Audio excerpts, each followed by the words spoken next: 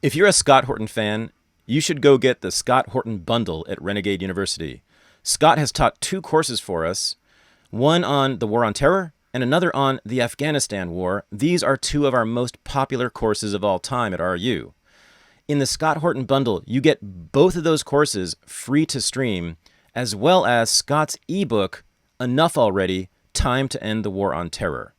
So, to get the Scott Horton bundle, go to renegadeuniversity.com/Horton. Thanks. Thanks to ZocDoc for supporting Unregistered. With ZocDoc, you can search for local doctors who accept your insurance, read verified patient reviews, and book an appointment, either in person or by video chat. Go to ZocDoc.com/Renegade and download the ZocDoc app to sign up for free and book a top-rated doctor. This is the Unregistered podcast, and I'm Thaddeus Russell. This is a show about ideas, people, and behaviors that are considered inappropriate, out of bounds, or beyond the pale. The things you're not supposed to talk about if you're a school teacher, a college professor, a businessman, a politician, a parent, a neighbor, or even a podcast host. These are the things you're not supposed to say or even think if you're a good liberal, a good conservative, or a good citizen. Each week, I'll interview a person who has something bad to say. They might be a journalist or a professor. They might be a porn star or a drug dealer. They might just be an ordinary person with an ordinary job who doesn't care about the rules of polite society. I'm not interested in breaking the rules just to be a troublemaker. I'm interested in people who break the rules of conventional thought and to expand the scope of what is possible to say in our society. I'm interested in people who make me think. The United States has left Afghanistan, but it has not left the world. Is this the end of the American empire, or is it just a new beginning? No one in the world, I think, knows the answer to that question better than this week's guest. From Renegade University Weekend in Texas, this is my interview with Scott Horton. So, the weirdest fucking thing happened to me. For 5 years, 6 years, I've been listening to this podcast where they go like so deep into foreign policy. I'm like, I think it's not real. Because you don't hear this anywhere else. I mean, no matter what their politics are, you just simply don't hear people talk about foreign policy on this level, even if you disagree with it. You know, and none of the people on the podcast are big and famous because they say wrong things. And there's an audience, but it's not a big audience, really. Big enough, but it's not big. And I've rarely, if ever, I've seen the host of the show on mainstream media just a couple of times or something like that. And it just always seemed like this totally virtuous, correct, essential thing for me in my world. But then no one would ever care about it. And that most of all, it would never break out into the bigger world, the mainstream.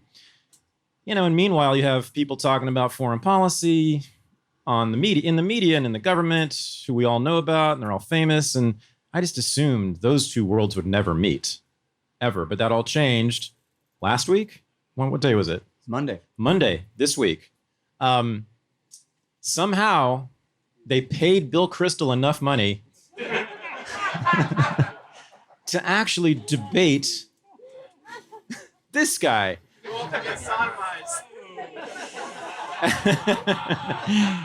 At the Soho Forum in New York City. So this was Bill Kristol versus Scott Horton. And when I first heard this announced, it was one of those things where first I thought, okay, that's wrong.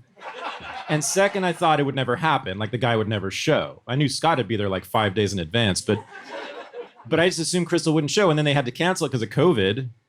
And then I was like, for sure, he'll never show. And it happened. Bill Kristol was on stage getting his ass handed to him by this guy right here for an hour and a half.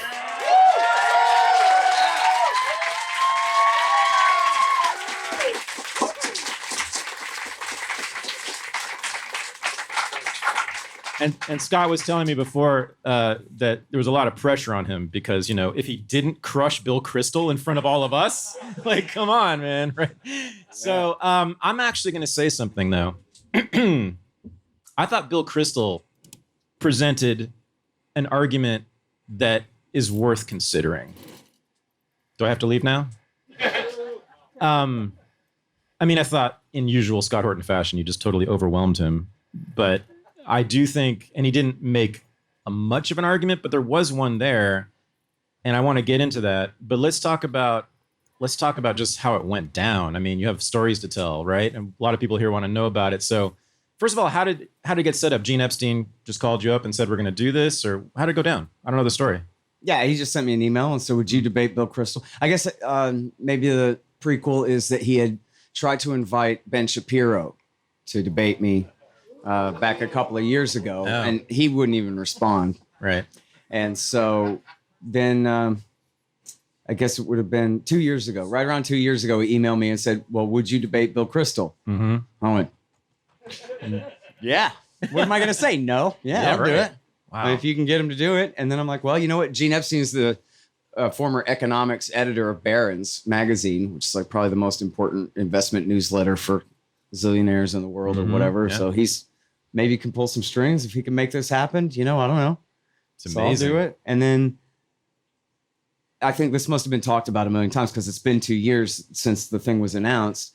It's been brought up over and over in different interviews and stuff. People asking me, do I think that he's going to prepare? He's going to read my book, or he's going to put me in Google and read my antiwar.com articles or something like that.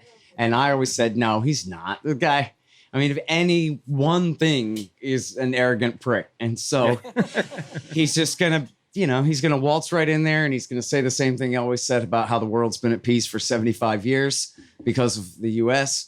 And so who could argue with results like that? And that's what he always says. I knew that's what he was going to say. And he was going to say Hitler and who would have stopped him and the basics. But I've been over this stuff before, so I wasn't too worried about that. A few times. Yeah. Although I did, after I wrote my thing, said what I wanted to say, then I guess I was reading out loud in my office just for time because I got 17 and a half minutes of hard break that I blew, of course. But so I was just reading it, and it occurred to me as I was reading it that, oh, you know what, though? I'm going second. He's going first. And obviously, he's not going to want to talk about the Middle East. He's going to want to talk about Hitler and World War II and the liberal international order of euphemisms and things. Mm-hmm. And then I just wrote my whole thing is all about the Middle East in the last 20 years and everything that he did and all the people he killed and all of the promises that he made about how it was supposed to work out and everything.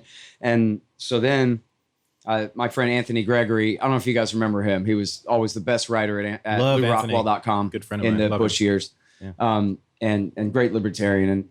And I got a real problem here because I'm going to have Adolf Hitler hanging over. Essentially, he goes first, I go second. We're both making opening statements, but in a sense, it's weird if he brings up Hitler and I don't address that point at all. And it's like, eh. So then Anthony said, well, just say that right up front. I'll address Hitler later. And then go on. Huh. And then that way you take care of that. Hitler's not like the Hitler in the room.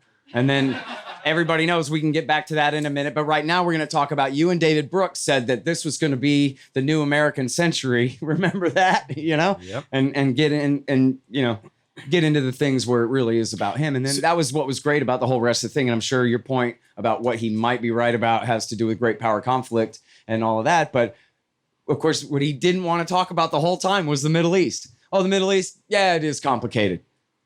Well, yeah, but that's what he said we had to explode for the last 25 years straight. He was the guy in 1997 who was organized PNAC and writing letters to Bill Clinton demanding regime change in Iraq right now, way back then.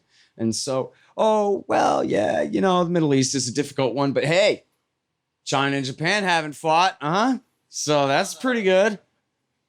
And just think how worse it could have been if it was worse. So... yeah, right. He really deals in counterfactuals a lot, I've noticed too. Like, what would have happened if we hadn't done this? It's like, we can't do that. Anyway, so there was a historic moment, I think, and we talked about this before, but Bill Kristol, I think in about 60 minutes into it, somewhere in there, he says, I actually wrote it down, I left it on my computer inside, but he said, all in all, it might be the case that we should never have gone into Iraq.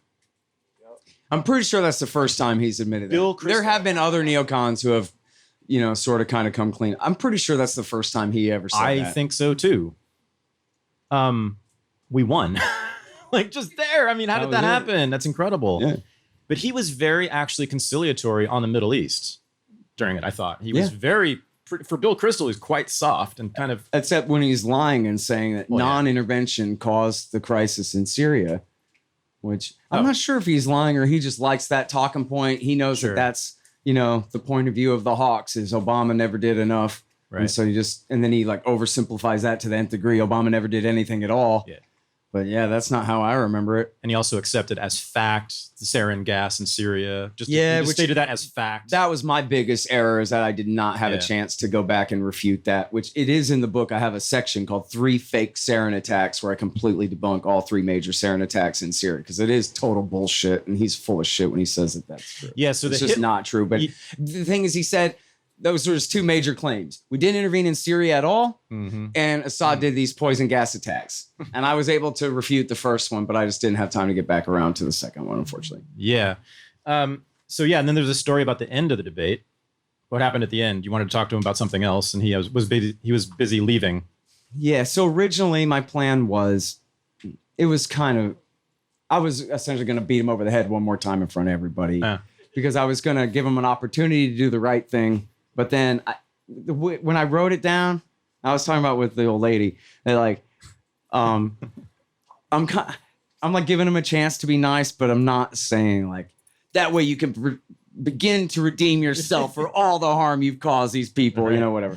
So that was how I had prepared to say it. But then I think I was already going to drop the mean part by the time I asked Gene, well, am I going to get to ask him a question? But it wasn't going to be a debate question. It was going to be just like for him to take home for later. And then, when I was done with my final statement, I actually could have just asked him right then, but I didn't think of that because I'm an idiot. So what was the question? So this is what it was. So they do the count. I won the thing, and he goes to just leave, but I put my hand out. So he shook my hand. Somebody clipped this out on Twitter today of him going, oh yeah, and refusing to look at me in the face, which I didn't really remember that, but he clearly like looked away and refused to look at me when he shook my hand, which the last guy I debated 13 years ago refused to even shake my hand. So I beat his ass too. Wow. What did you say about his wife and mother? I think the one that got him was how, where I detailed how Israel helped facilitate the rise of Hamas to split the Palestinians and all that. And he's like, that's not true. And I'm like, yeah, it is too. And start hitting him with footnotes and stuff. And he was upset. But anyway, so at least Kristol shook my hand. But then, the way it works is here's the stage. And then there's a curtain. And you got stairs to go down the stage. And then, so there's like this little triangle area behind the curtain, but below the stage, down the stairs. And then there's the crowd, right? So he's ahead of me going down the stairs. And I say, hey, Bill, can I ask you a question? And he doesn't turn to look at me. He's still walking down, but he's walking down the stairs. So watch where you're going down the stairs. And he goes, yeah. But then he keeps going. And at this rate, he's going to be on the other side of the curtain in front of everybody in just a moment and a half. And I know he doesn't want to have a big exchange in front of everybody. This is like our backstage moment. I'm just going to ask him a thing real quick. So I say, well, wait a second. And he goes, I got a plane to catch, and I don't think I owe you a single other one more moment of my time or one more minute of my time. And without looking at me, and kept going through the curtain and out the door. And then, yeah. By that point, he knew where he was. Yeah. He didn't know where he was until we started the debate. But so what I was going to say was I was actually going to try to walk back being such a jerk to him for an hour and a half. And I was going to say to him, hey, listen, man, right now. And if I'd really been smart, I would have invoked what he just said. Hey, I'm anti-war. Yeah. And that would have been funnier, like at the podium. Hey, since you're anti-war now, I got an idea, right? But anyway. He said he's anti-war. He did say that. Except that he's on record. Anti-war. He's on record as supporting every single military intervention in American history. Same difference, man. I don't know which one he's against. You're such a stickler. I know. Details. History. So all I was going to say to him was, listen, the worst war in the world right now is Yemen, and it's really bad. Which you did not cover at all. Not much in the. I did. No, I did mention 250,000 dead and benefiting Al Qaeda, but that was it. We did not get a chance to go back over it, I don't think. So I was going to say to him, without the whole redeem yourself thing, but just, hey, listen, this is the worst war right now. And it's directly benefiting Al-Qaeda. It really is. And he goes, that's in the New York Times. They'll tell you that's just the truth of it. You can't deny it. That's whose side we're on in this thing against their Shiite enemies here. So, just because you're a hawk doesn't mean you have to always be a hawk. And in fact, the fact that you're like known as a hawk means that if you would come out against the war in Yemen, that could really make a big difference. And especially you're so influential in Democratic Party circles now. Mm-hmm. Yeah. Like, it would be a really big deal if Bill Kristol comes out against the war in Yemen. There's got to be another way to resolve this than to continue this war. It's already been 6.5 years and 500,000 probably people killed in this thing. I bet more than that. And so just consider it, buddy. That's all. Like, have a nice day. Sorry about calling you a communist up there and whatever. You did make fun of his dad a little bit. I did make fun of his dad a little bit. But, and I don't think he would do that. But at the same time, like, if he was going to be sitting there thinking about what had happened, is he just going to be like mad that I pantsed him in front of everybody and I was rude to him or whatever? Or like, could I give him something to really think about? But like, he kind of does have a point about the Yemen thing. And actually, as Mr. Hawk, if I came out against that, maybe that would kind of be cool. Like, you know what I mean? Like, I could have tried to plant that seed in there, but I really wish that I had said at the end of my statement, my closing statement, because I think I did have another 30 seconds or something. And I just didn't occur to me. Once Gene told me I can't ask him a question, just make my statement, my brain shut off. You had an extra 30 seconds? I don't recall. I'm not certain, but because I just read what I had on Somalia and Kosovo and on Freeport-McMoran, stealing gold from West Papua, and then I was done. So I didn't really have a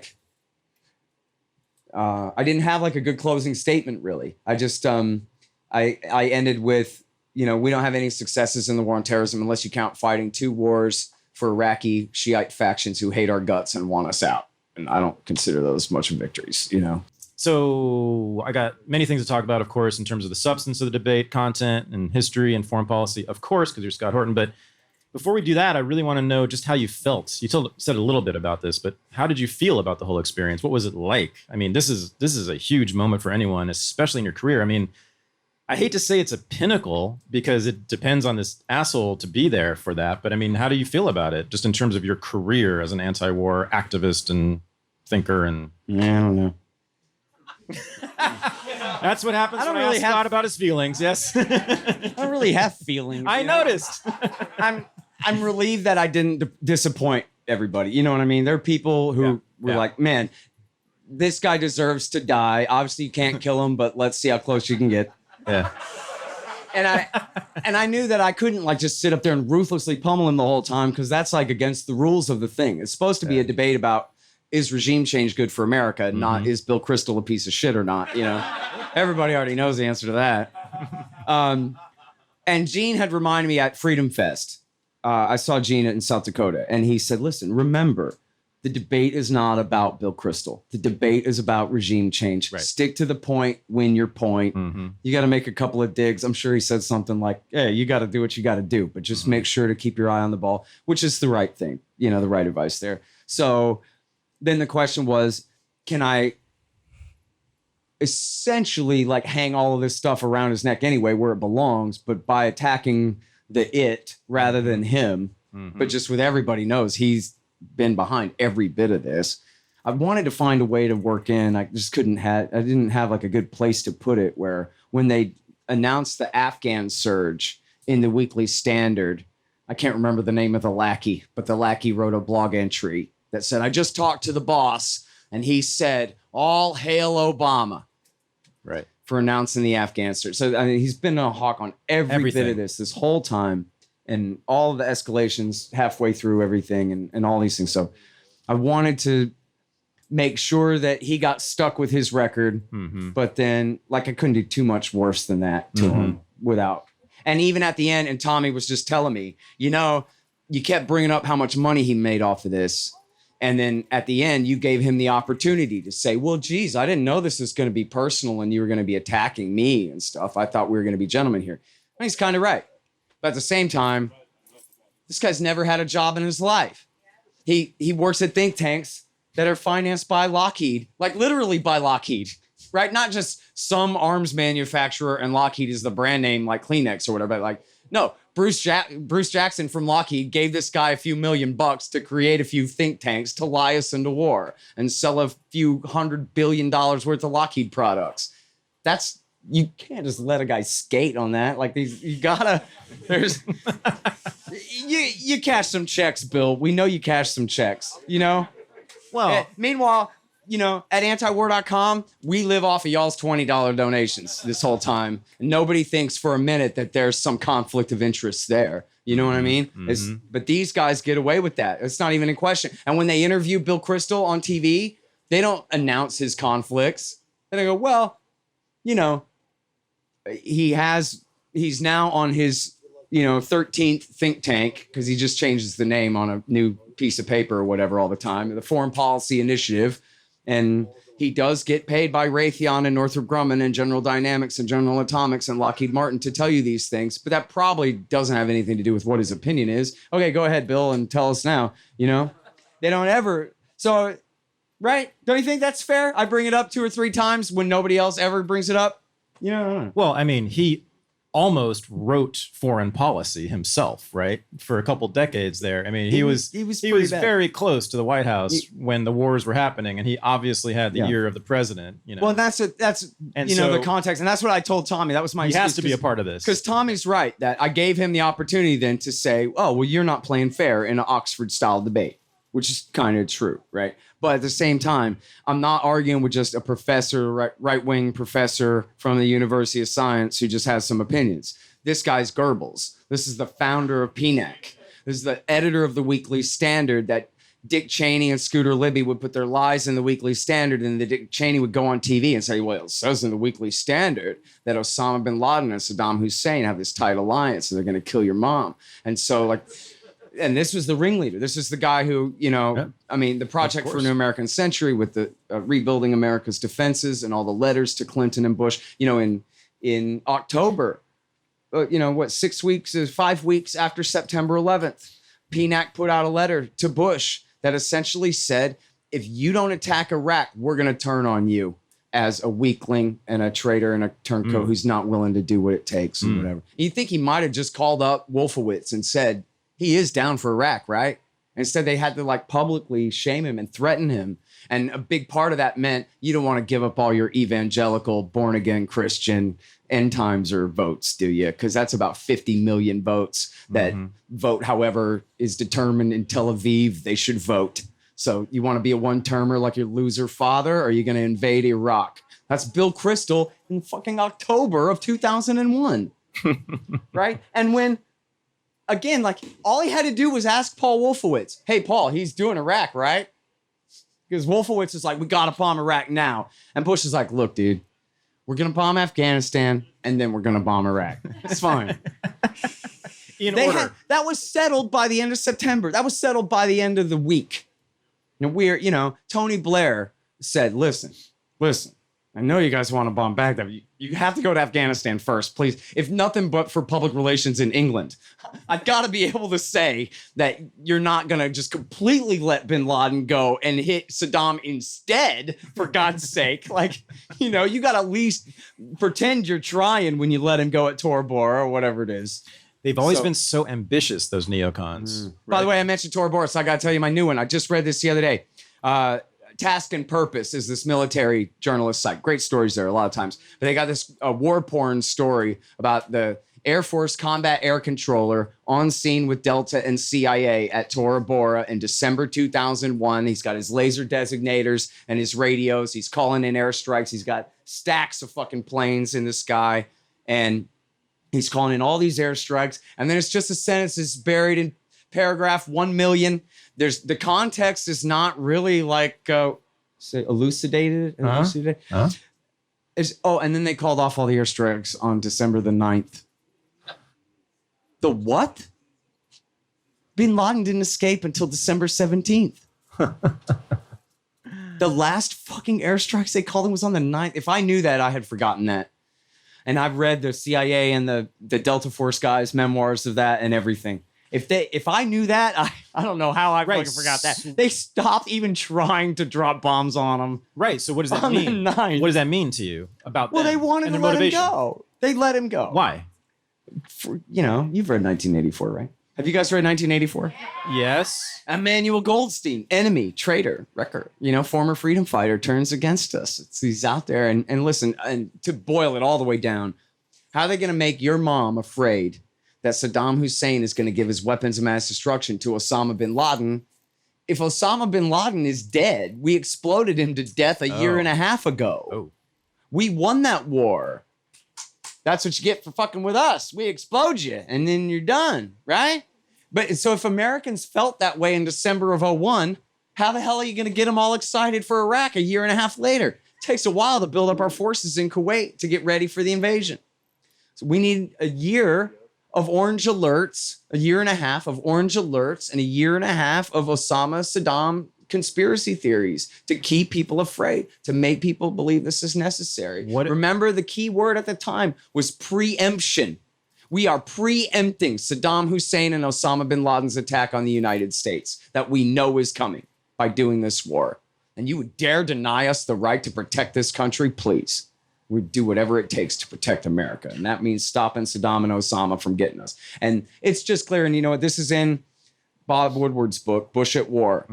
So one of the bad decisions that W. Bush made was he told his staff, take everything and give it to Bob. Oh, shit. It's okay. That was my impersonation of W. Bush. Take everything and give it to Bob. So Bob Woodward, everything means the notes from the National Security Council meetings. And so Woodward just publishes this shit verbatim in the book. And that was when Rumsfeld said, let's bomb Baghdad today. And Cheney said, Don, dude, slow down a little bit. And then Wolfowitz said, no, well, let's bomb him tomorrow then. And then Andy Card said, Paul, dude, you're starting to annoy the president a little bit. We promise we're going to bomb Baghdad, but first we got to at least go after the Taliban, if not Al-Qaeda, right? And then they have a big argument about the Taliban. Should we be going after Osama bin Laden and Al-Qaeda? Or should we be going after the Taliban? And the argument quickly becomes, well, of course, we got to go after the Taliban. If we go after Al-Qaeda, we'll defeat them and the war will be over. And we don't want that to happen. So now we're switching topics. And for those of you who were old enough during 2001, you remember Taliban, Al-Qaeda, Taliban, Al-Qaeda, Taliban, Al-Qaeda, and big bait and switch and make you think they're the same thing. So now we're going and fighting for General Dostum, who had served the communists as a general in their army under the Soviet Union. And now we're serving him and fighting the Taliban up in Mazar-e-Sharif when bin Laden and his friends are getting away in the Nangarhar province 1,000 miles to the south and the east. And so the CIA, George Tenet and Condoleezza Rice, the National Security Advisor, are saying, listen, what we should do is we should, to the best of our ability, because we're relying heavily on air power, but to the best of our ability, we should target only Arabs. And we should continue to tell the Taliban, you see, we really don't want to fight you guys. We will, and we can, but we really want to only get these Arabs. So the sooner you betray these Arabs to us, the sooner everything will work out better for you. And so that's not antiwar.com talking. That was what the Director of Central Intelligence wanted to do. That was what the National Security Advisor wanted to do. And they were overruled by Bush and Cheney and Rumsfeld and the neoconservatives because they wanted to spread the war. Just a reminder that Scott's 2 courses at Renegade University are available at a special price in the Scott Horton bundle. It also includes Scott's ebook, Enough Already, Time to End the War on Terror. So to get Scott's courses on the War on Terror, the Afghanistan War, and his ebook, go to renegadeuniversity.com/Horton. Right. And you know what's hilarious about this, man? How much time we got up here? Plenty? Plenty. I got this funny anecdote from January the 6th, right? So on January the 6th, you have essentially a small group of Alex Jones fans and QAnon followers show up at the Capitol to do their silly riot. That, of course, I'm sure everyone here agrees is overblown by a million times. But so on NPR News, they interview a guy named Robert Grenier. And Robert Grenier was he was the CIA station chief in Islamabad, Pakistan at the time of September 11th. And I cite him in Fool's Errand. He's the guy who made the arrangements with the Pakistani army and the Pakistani Frontier Corps to protect from friendly fire, deconfliction, they call it. They expected the Delta Force to be coming across the border hot on Al-Qaeda's heels, or at least gave that a real good chance. And they want to make sure we don't shoot our own guys coming after the bad guys. So this was already arranged. And that's, where I cite him in my story is they have no excuse for not chasing him across the border into Pakistan. They always say, oh, he slipped across the border into Pakistan. Like they just jumped to hyperspace and they could be on the other side of the galaxy by now, my lord. But that's not true. They're right fucking over there. And there's only two or three different valleys that they have to choose from to escape. And the Delta Force have Chinooks. And they can do whatever they want. They're the Delta Force, top tier special operations. And they had a plan. They had all different plans to follow them into Pakistan. And they were refused by Bush permission to do so over and over. Anyway, so Robert Grenier, he gets interviewed on NPR News about January 6th. And he makes this crazy comparison. So we could have a whole diversion onto like the domestic war on terrorism here. But he's just making this analogy. And he says, after September 11th, we could have focused on Al-Qaeda and Osama bin Laden and the actual guys who attacked us in Afghanistan. And then he just absolutely shamelessly admits, but we decided it would be much better instead to focus on sort of that broader milieu of extremism in which Al-Qaeda was thriving, the Taliban. So we let the people who killed 3,000 Americans go free. And then we focused on Mullah Omar and the guys who hated their guts and were stuck with them and had nothing to do with it and bore no responsibility for the attack whatsoever. And then he says, this is real smart guy shit. And that's what we're going to do now. The Alex Jones fans and the QAnon fans at the Capitol, well, they're like Al-Qaeda. These horrible, evil, anti-American, civilian slaughtering terrorists. But, the broader milieu of the entire American right is like the Taliban.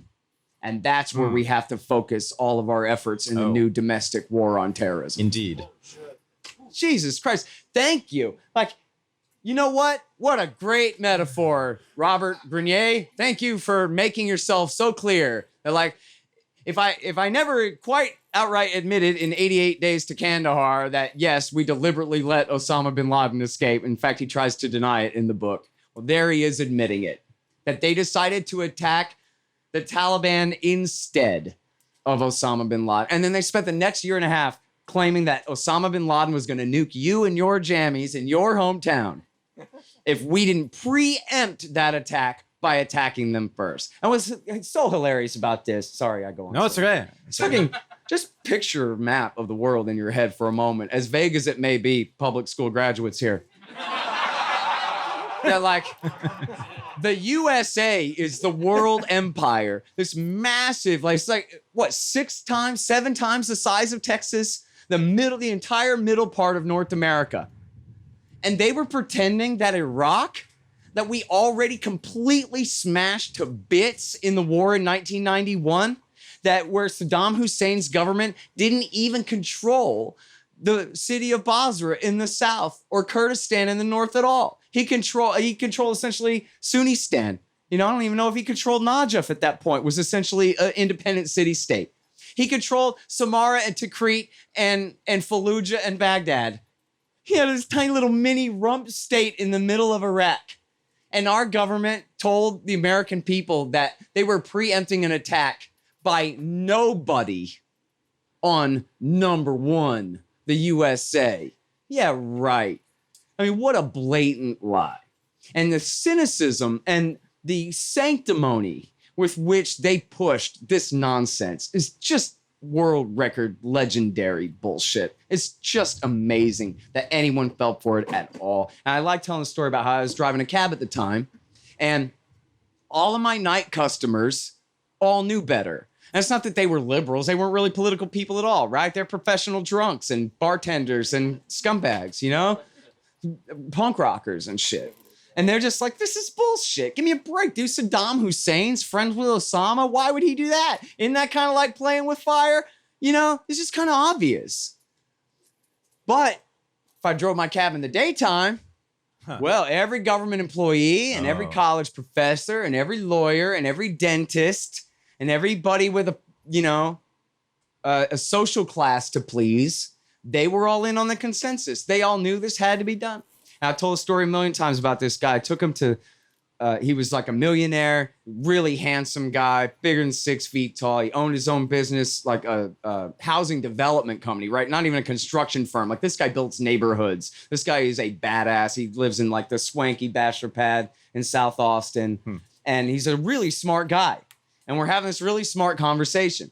And he's so fucking lost, it's incredible. And he just knows that Iraq attacked us on September 11th.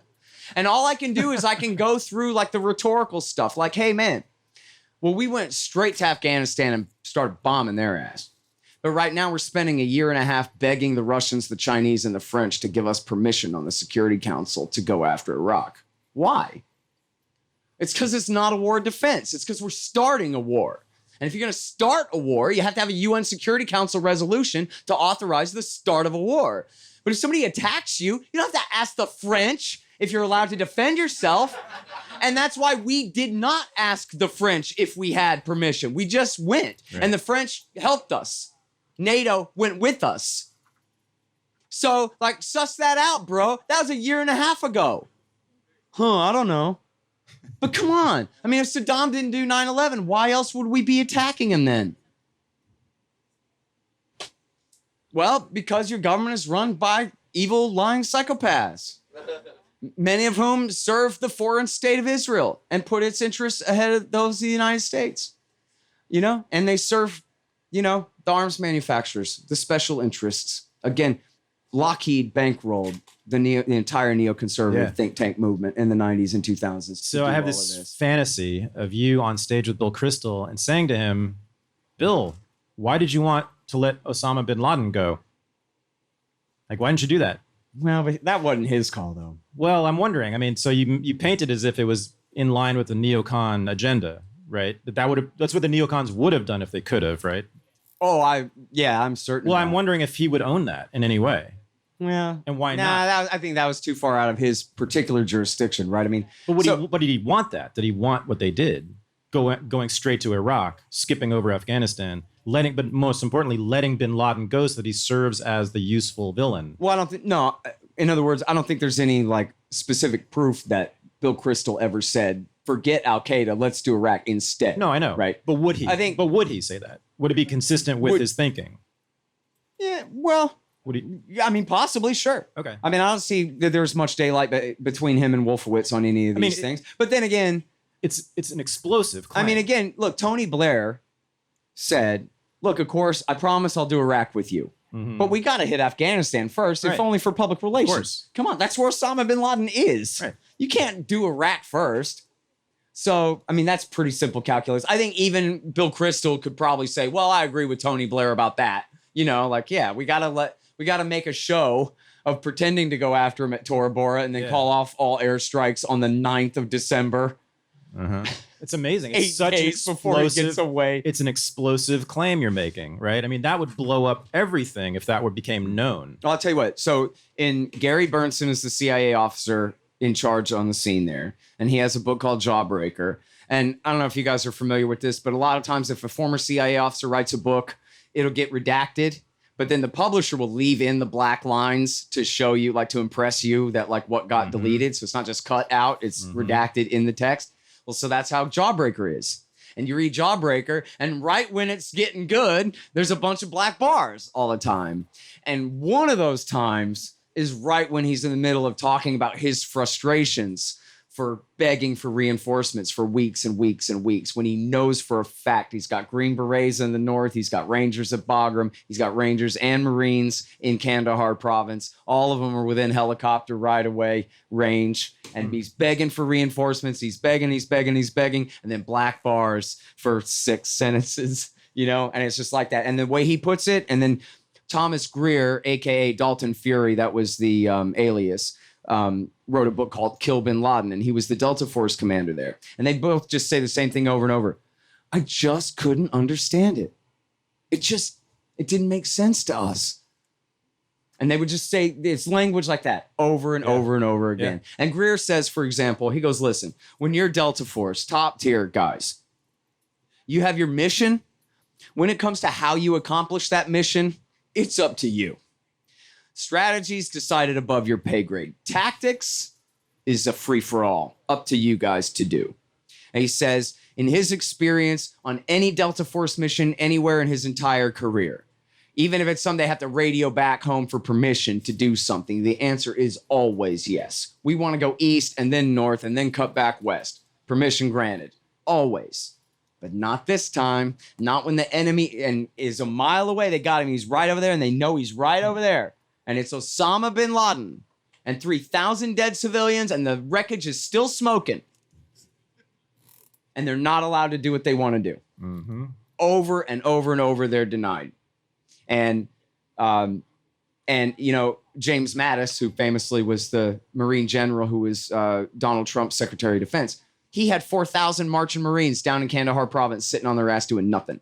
I think the Rangers supposedly were chasing Taliban around, but he had 4,000 marching Marines right there.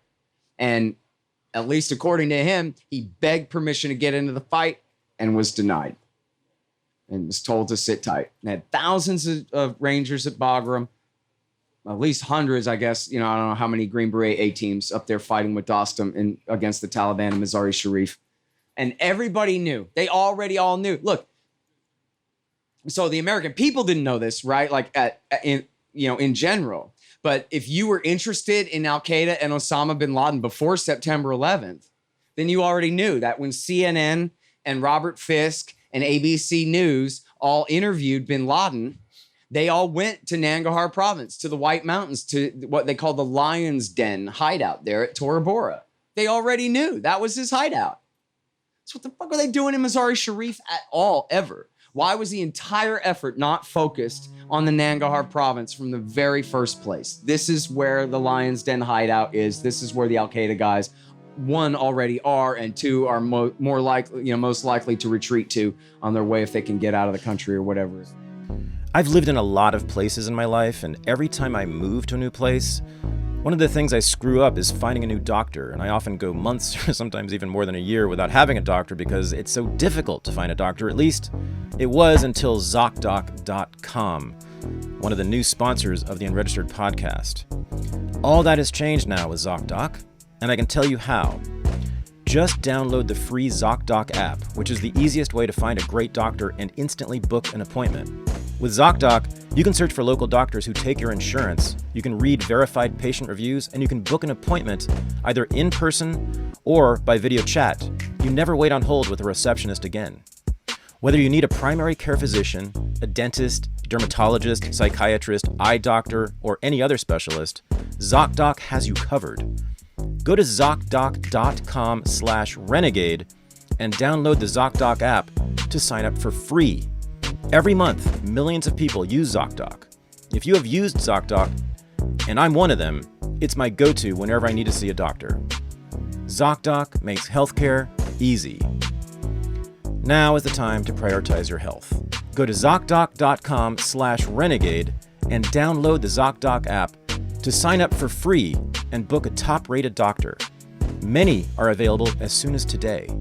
That's ZocDoc.com/renegade. Why were they so desperate to go after Saddam? Well, who's they? Neocons and the administration at that time. Okay. Well, so W. Bush, one, wanted to prove he's smarter and tougher than his father. He told his father, you got to go all the way to Baghdad. You got to be in the middle of a war to guarantee your reelection. His father said, come on, I got a 90% approval rating. What could possibly happen? So he went, see how smart I am? I knew you should have stayed in the war. So that was one thing. He had to prove that to his father. And then and that's like the double whammy. Get reelected. Mm-hmm. You got to be you don't change horses in midstream, which is the exact slogan that they used in 2004. And it worked.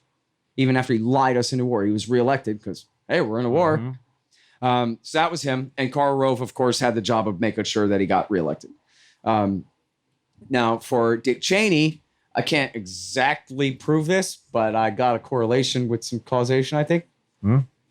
Cheney did an absolutely horrible job running Halliburton in the 1990s. He's no businessman. He was a politician. And the reason that they brought him in was they thought, well, he'll be good for Pentagon contracts, right? Put Halliburton on the dole. And, Kellogg, Brown & Root had always been a government contractor, construction company. And But the thing is, he made this huge bad bet where he and his sidekick, I'm sorry, I forgot the guy's name. Cheney was CEO, and then he had the CFO or COO, who was his right-hand man. And they agreed, and they had this great plan, and they bought a company called Dresser Industries. Only problem was, about 1 month later, the verdicts for the plaintiffs started coming in against Dresser Industries, and they were on the hook for literally billions of dollars of asbestos cancer claims. Oh, no. So Cheney, Mr. Fisherman, had just caught himself an albatross big time, and it just really hurt Halliburton. So he owed them big time, and those guys were fucking gangsters, dude. You know. So wow. he owed them. He had a job to do No to kidding. put them on the dole, building military bases and delivering goods and services for highly inflated prices. All totally possible, but it's a very cynical take, meaning that, you know, it's looking past the ideological motivations that might have been there. That I think you and I have argued about this a little bit, actually. For me, those guys are true believers. I mean, they went into the Middle East, they went after Saddam Hussein, I think, and they said this, because they believe Saddam Hussein presented the greatest threat to the state of Israel. Wait, well, They may have been wrong about that, but they that's genuinely... not what Cheney thought. Well, I mean, the neocons certainly did, didn't they? I mean, they considered... Well, yeah, but we're going down the list, right? First Bush, Yeah. and then Cheney, next Rumsfeld, who's Yeah. extremely, like, as far as I know, he doesn't care about Israel at all, right? What does Rumsfeld care about Well, Israel? but he had Rumsfeld had neocons in his ear. Well, yeah, he certainly did. Yeah. But he also had already been the Secretary of Defense before. And he had it in his head, and this goes all through the 1990s, that he wanted to beat the Army over the head and give all their money to the Air Force and the Special Operations Command. It's the New World Order. We do light, fast, you know, invasions, overthrows, and then we move on. Let the French and the UN occupy the place and pacify the place. We go on to the next regime change after that. Light and fast, the transformation of the military. There were all these arguments about, well, we know we have to transform the military. Which way are we going to transform it? And his idea, and people, you know, the truthers make a lot about how Cheney gave a speech on September 10th saying we're missing $3 trillion. Where's the $3 trillion? It wasn't just that literally $3 trillion had been embezzled, but it was just that's how bad the accounting was. And he was giving that speech to beat the Army over the head so he could give their money to the Air Force, Lockheed, Okay. and to Special Operations Forces. And this is a part of why, at least the argument was, Rumsfeld himself said, we don't want to get bogged down in Afghanistan. That's what Osama bin Laden's trying to trick us to do. We want to be light and fast. But then I think they hid behind that. We want to be so light and so fast that we outsource the entire job to local militias and let the guy get away. Right. And that, I think they were hiding behind it at that point. But I don't think Rumsfeld ever had any intention of occupying and transforming Afghanistan and all of that stuff. That would have been the perfect test case for bomb the hell out of them and then get out and on to the next one from his point of view. Right. So Which then brings us to the Zionists. But go ahead. yeah, I was going to say, so the neoconservatives are clearly ideologically motivated, right? Yes. That's what they do for a living. That's their lives. They're intellectuals committed to a particular political project, which is advancing the American empire wherever it can go, right? And they're very clear about that with Right. PNAC before 9/11. We all know Right. that, right? Now, they managed to get into this administration, the Bush administration, the W administration, and clearly they had some sway in there, and everyone thinks pretty much that they're the ones who pushed Bush to go into Iraq, right? So I guess the question, we know the motivation of the neocons, the Bill Kristols, right? And you're kind of talking about this now, but what were I still wonder about this, what were the actual motivations of that knucklehead from Texas and Rumsfeld and Cheney? Was it cynical and they just saw the neocons as providing sort of a justification for this intervention that they wanted? Well, I'll tell you a story. My question is simply this. What do you think was the base motivation for those three guys to go into Iraq the For way that Bush, they did? Cheney, and Yes, yes. For Bush, it was for his own personal interest. Okay. To show up Really, his father just for that. It was that. and to get reelected.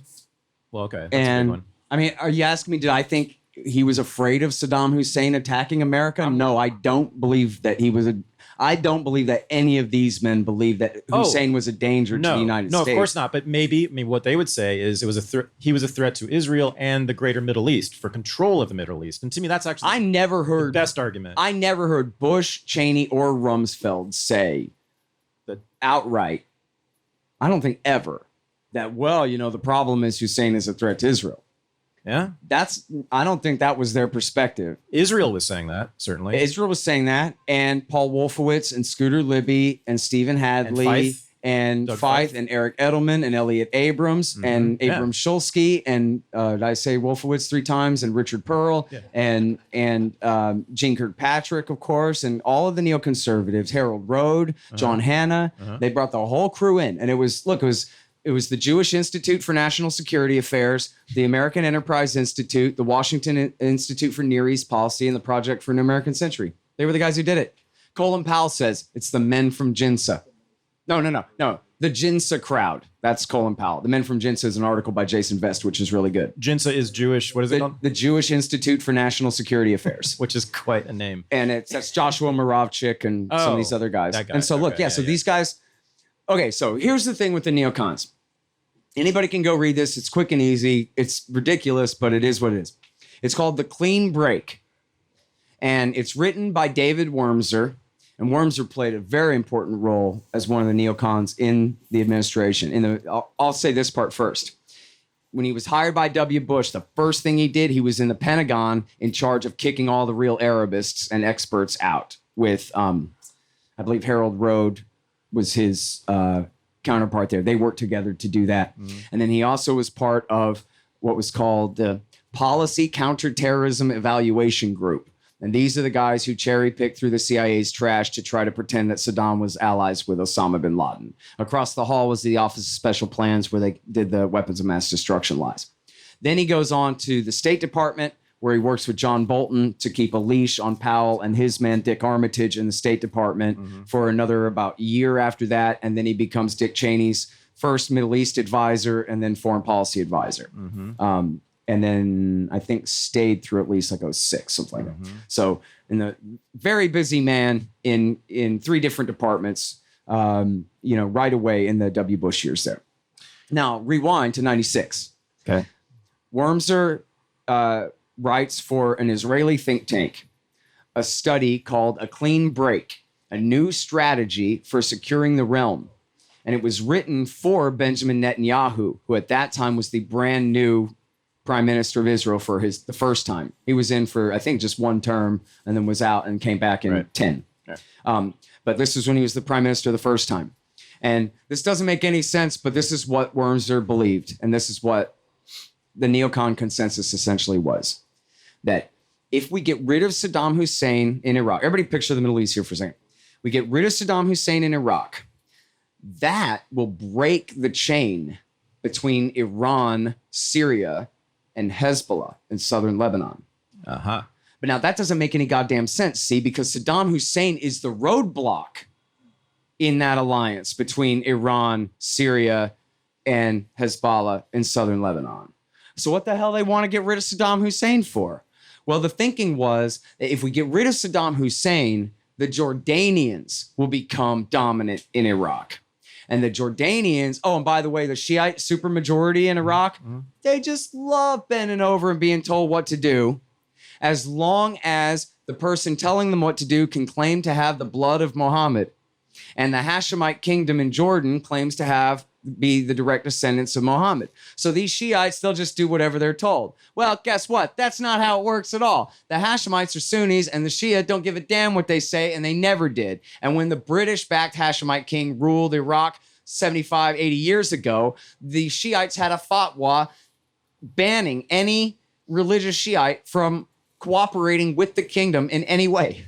Right? They're avowed enemies. So whether the Hashemites share the blood of the prophet doesn't matter. The point is the Shiites are one certain breakoff group from Muhammad's nephew and this other stuff that happened back when the divide took place. So this is just completely wrong that the Shia have any accord whatsoever with the Hashemites, much less like totally revere them and will obey them. Like the Pope is their total political overlord, which is not even true for the Pope, right? And then what'll happen is, sorry I'm taking so long. What'll happen is the Jordanians will tell the compliant Shiite clergy to tell Hezbollah to stop being friends with Iran. And then Hezbollah will do whatever they say because the clergy in Najaf are higher ranked than the clergy in Iran.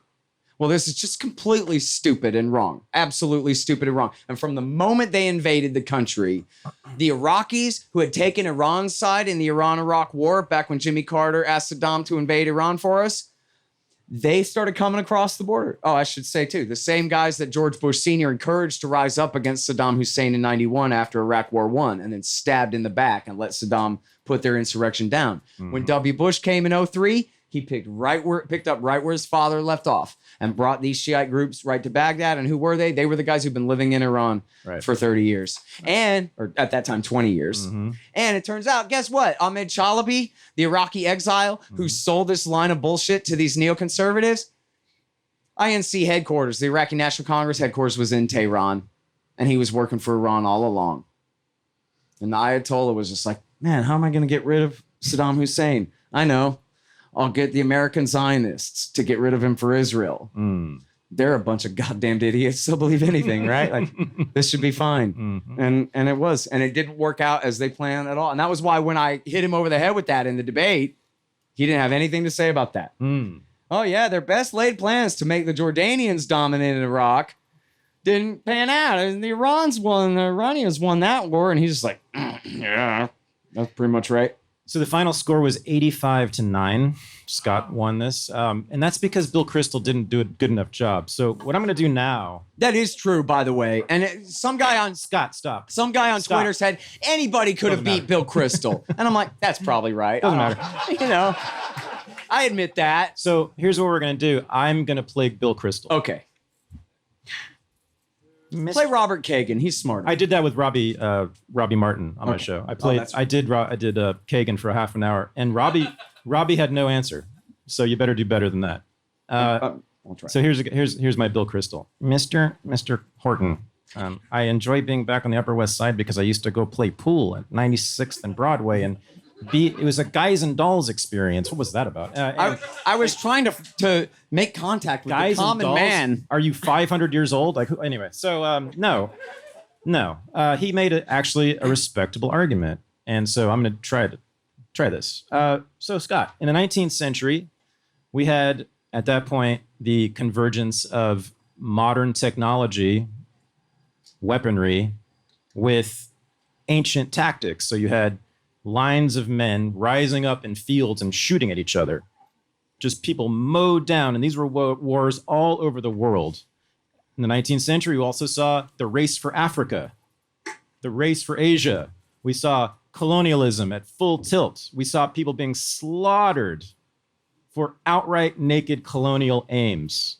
This is well known. Including right here. Exactly. All over the world. This was among the bloodiest. This was maybe the bloodiest. It was the bloodiest time in human history to that point, surpassed only by the following 50 years. So between just 1914 and 1945, just in the two big wars, that is now estimated to be about 100 million people dead from those wars. Two wars in, 30-something years. First half of the 20th century.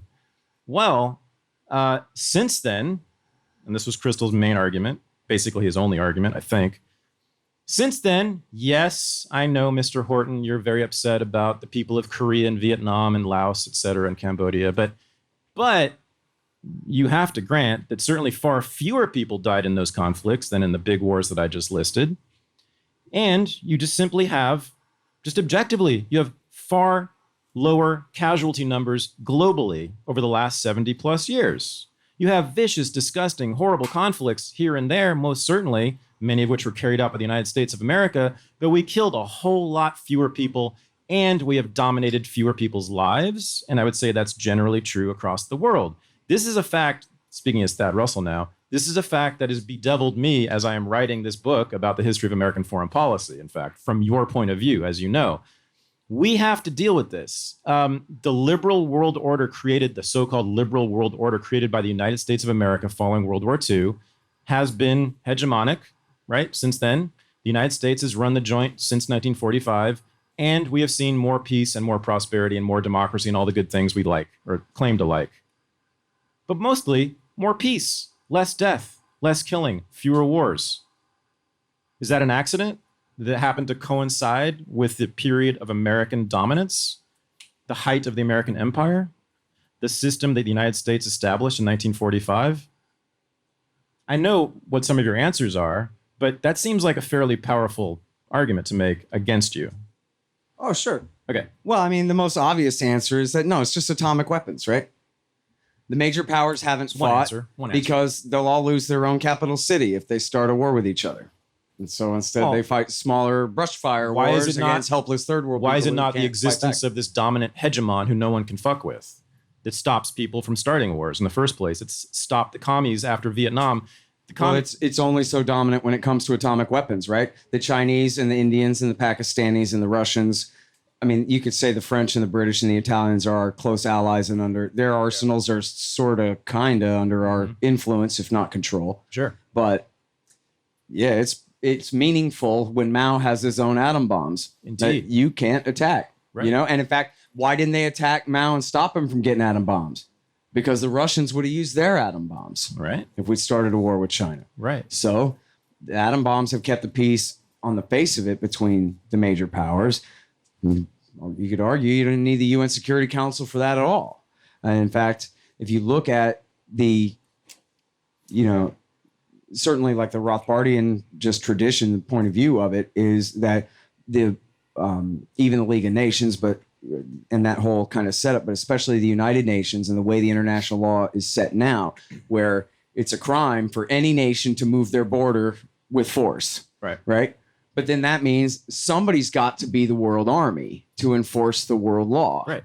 And then that's where you take the world's oldest constitutional republic, and then it has to become the evil British blood-soaked hypocritical empire in order to enforce this peace. So, you know what? Maybe it's worth it, right? Like at the end of the day, we haven't had a major war in Europe, but right now it sure looks like our civilization has been run right into the ground by the people who essentially take the argument that you had that this liberalism is working great. Let's spread it further and more and harder. And then here in 20 short years, you got people talking about this is the big hashtag buzzword of the week, national divorce. Let's just go ahead and secede. Let's break the USA apart and be not united anymore, which I know we all thought that anyway. Sure. But regular people think that now because this is what it looks like when your empire falls apart, right? Because you overdo the thing. So, but I mean, on the face of it, look, you could say, Pax Romana, whatever.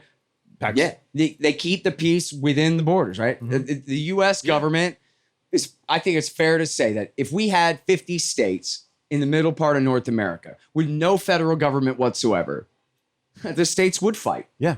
I think the federal government prevents the states from fighting. And so we have Pax Americana between Canada and Mexico. Like, in other words, you could have a sovereignty over a bigger and bigger piece of territory and therefore enforce peace within that territory. The problem with that is any government big enough to take on more and more territory all the time is also big enough to do a hell of a lot of bad things too, and take that same power and then take it outward and do completely gratuitous things, like as we talked about there, getting the superpower into a war on behalf of its tiny little client state.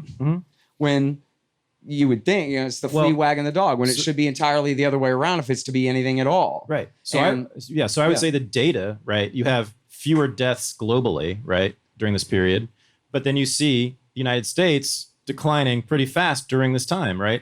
So could one argue, this is the most perverse thing I've ever said, that the American empire has been better for the world and worse for Americans? Maybe, but then again, look, the Soviet Union, they contained I don't mean perfect, I just mean better than what was previously happening. In the name of defending from Soviet communism, they contained it. And I think there's a really compelling argument. I know John Mueller from the University of Chicago argues this, that they were propping up the Soviet Union that whole time. Oh, sure, yeah. And if they had just gotten the hell out of the way, the Soviets would have blown their own brains out a lot sooner. Absolutely. And what happened, right, was after Vietnam, the American people had the Vietnam syndrome. They didn't want to have any more Koreas and Vietnams and proxy wars around the world. We're sick of that. I already gave up one boy. I'm not losing my other one, right? So then the brilliant thinkers in, at the Council on Foreign Relations, led by Zbigniew Brzezinski, said, you know what we should do?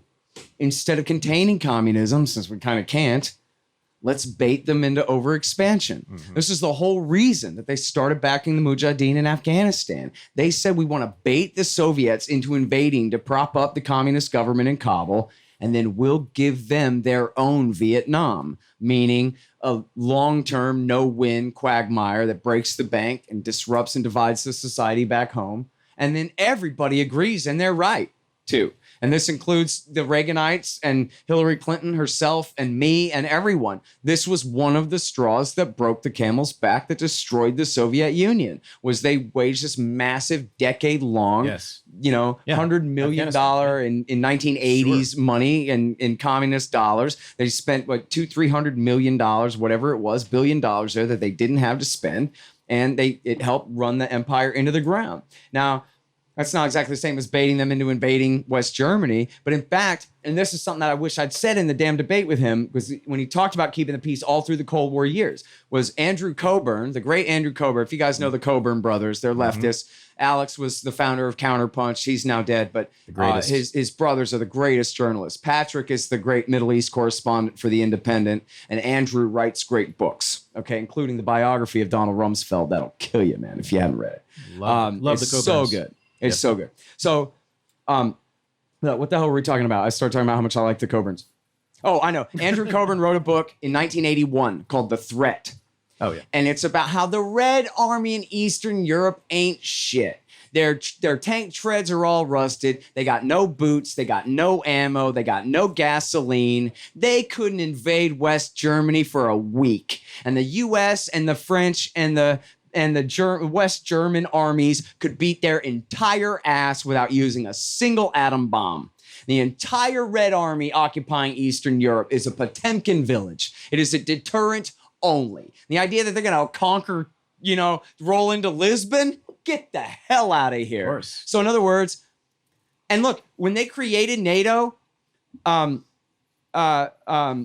Taft said, listen, we don't need NATO. We shouldn't be doing NATO at all. And of course, he was the Republican. He's the guy they stole the nomination from and gave it to Eisenhower instead.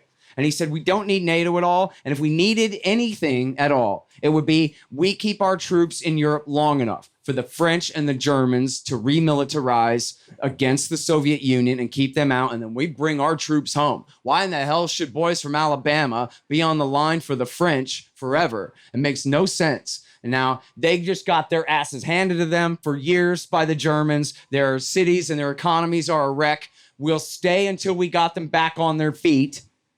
But then why should we have this permanent NATO establishment to keep the Reds out of Western Europe? Then Bill Kristol and you talk like, oh, but what if America hadn't dominated all of Western Europe the whole time? And we're just supposed to presume that the Reds would have rolled right in. But they didn't have the capacity to. And if they had, it would have been suicide. It would have been worse for them in the shorter term. The whole Cold War, the whole Soviet Union might have fallen apart in the 1960s instead of the end of the 1980s. Oh, that's exactly what I've been writing in my book. Yes, the Well, Soviet there you Union go. was going to fall So what apart. are you asking me that stupid question for? I was playing Bill Kristol because he did a bad job. I'm just being intellectually honest here.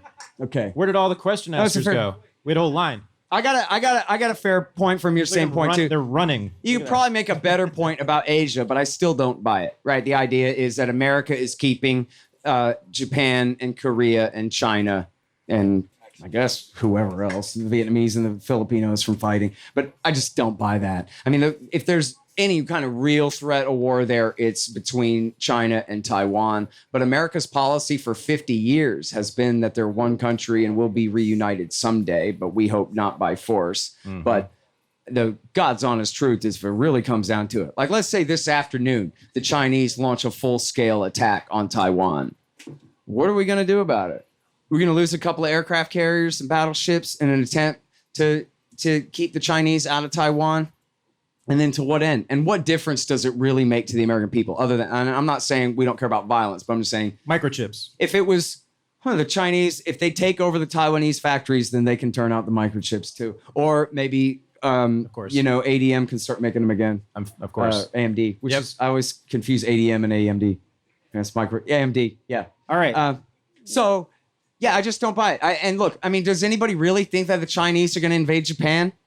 That or that if America pulled out of Asia now, that the Japanese would think, oh my God, we better amass an arsenal of 5,000 hydrogen bombs or else the Chinese will attack us.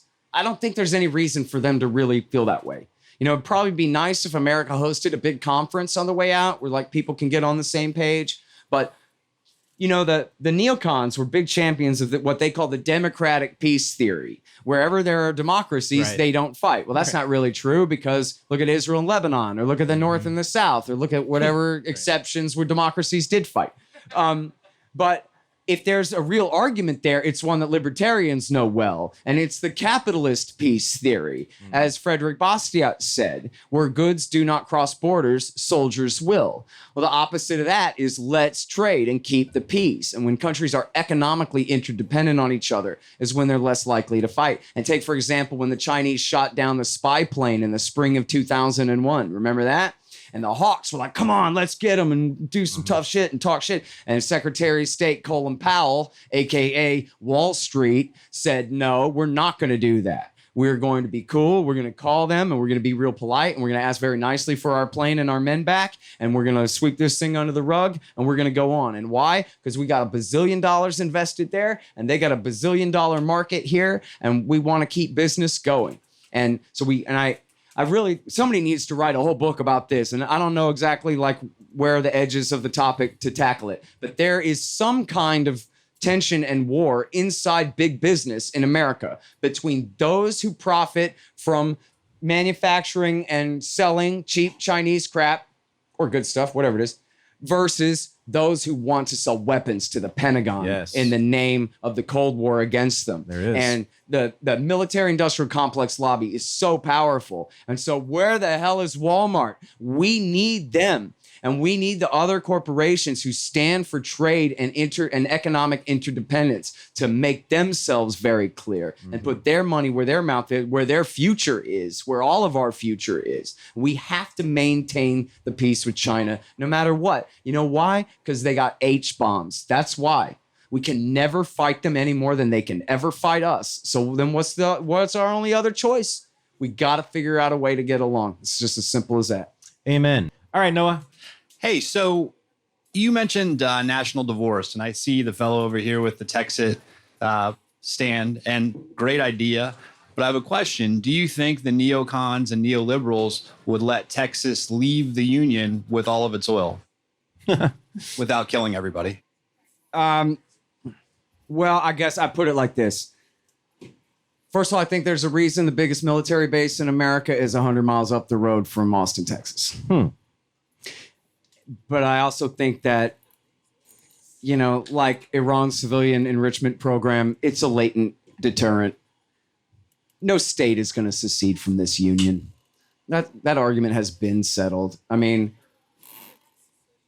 after the next 3 or 4 economic crashes and the next 3 or 4 lost wars, get back to me. But I don't think we're at that point yet. And I'm for it, by the way. I'm all for Texas independence. But you know what? Like, here's what's funny, right? I think this is a great argument for like a libertarian candidate on the national level too, is that if we just actually reinstated the Constitution of 1787, we'd be about 95% of the way to anarcho-capitalism right there. Right? Yeah. We would have, if we implemented the Constitution of 1787 right now, we would have what the Iraqis call strong federalism, and meaning extremely decentralized, and where power is decided by the 50 states, where the federal government really only has one job, and that's keeping the states from fighting among each other and keeping the states from having their own foreign policies when it comes to dealing with other nations. And that should be essentially it. And I'd like to think that the American people can evolve their thinking about these things from just culture war, the right must win and crush the left, or the left must win and crush the right, to becoming much more decentralized. And it's not even red states and blue states, right? It's red countryside and blue cities. Yeah. How in the hell are we supposed to have a war when we don't have a North and a South? How are we supposed to have a secession when the states themselves are divided, right? The answer is we need to devolve political power to the states and especially to the people and away from the state. And then I think we can all get along. I honestly believe libertarianism, one of our greatest sales pitches, it should be that we are the solution to the culture war. We don't represent victory for one side or the other. We represent the idea, the real true American principle of live and let live, and tolerate other people who are different from you as long as they leave you the hell alone to do your thing your way too, you know? Thank you. Absolutely. Excellent. Drake. Hello again. So I'll try to keep it short. So the first, I wanted to say that there's a lot of other stuff that you missed just in terms of the harm of the American hegemony. Anything from obviously the drug war only happened because the U.S. was the world empire, to all the sanctions and lockdowns that come from having a centralized state that kind of sets the policy and tone for the rest of the world. Yeah. And the question kind of relates to that, which is, I have a lot of friends of different political ideologies and people I hang around with. And if we were in somewhere like Nazi Germany, the hard thing to realize is that the Nazis are kind of like average, ordinary people. They were soccer moms, they were dads, they were whatever. And that, with what you've told me, I know about all the genocides. And I know that my family supports them. And friends support them. And it's like 400,000 children are going to die in Yemen this year. And a person in my immediate friend group backed Kamala Harris through the whole primary and is very happy that she is VP, and Biden the whole way as well once he got elected. And it's like, they're murders. And isn't the person that voted for them indirectly murders on a massive scale? And it's like, well, I hear you, but you know what? Here's what you have to keep in mind, man.